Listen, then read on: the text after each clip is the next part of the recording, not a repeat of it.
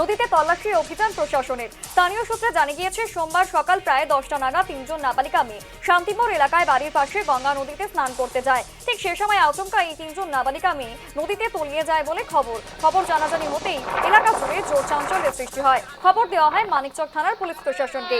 রাজ্যের বিপর্যয় মোকাবিলা দপ্তরের কর্মীরা নদীতে তল্লাশি অভিযান চালায় এবং ইতিমধ্যেই সেখানে কিন্তু তল্লাশি চলছে। পাশাপাশি স্থানীয় বাসিন্দারা মাছ ধরার জাল এবং নৌকা দিয়ে কার্যত নিজেরাও নিখোঁজ নাবালিকা মেয়ের তল্লাশি অভিযান চালাতে ব্যস্ত।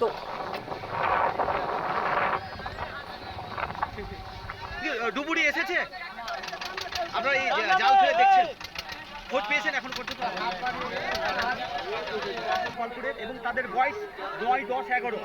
পিঙ্কি মণ্ডল, ইতি মণ্ডল এই মুহূর্তে আমাদের তো 3টা বাচ্চা মেয়ে ছেলে মারা ডুবে গেছে। হ্যাঁ, সকাল থেকে জাল ফেলে ফেলে নৌকা দিয়েই করছে, কোনো পাত্তা পাওয়া যাচ্ছে না। এখন অবধি কোনো ইয়ে আসেনি, প্রশাসনের তরফ থেকে কোনো ইয়ে আসেনি। এখানে ওই মন্ডল পাড়ার 3টাই মেয়ে হচ্ছে মন্ডল পাড়া, আমরা সব মুসলিম সমাজের লোক, আমরা সব লেগে আছি ঘোরার জন্য। এই মুহূর্তে কি করলেন আপনারা? এই মুহূর্তে আমরা নৌকাতে করে জাল ফেলে সবই করলাম, 4বার 5বার করে, এখন পর্যন্ত কোনো ই পাওয়া যাচ্ছে চলছে অনুসন্ধান এখনো কাজ চলছে। ডুবুরিরা কি এসেছে এই মুহূর্তে? না, ডুবুরি আসেনি। না, এখন পর্যন্ত কেউ আসেনি।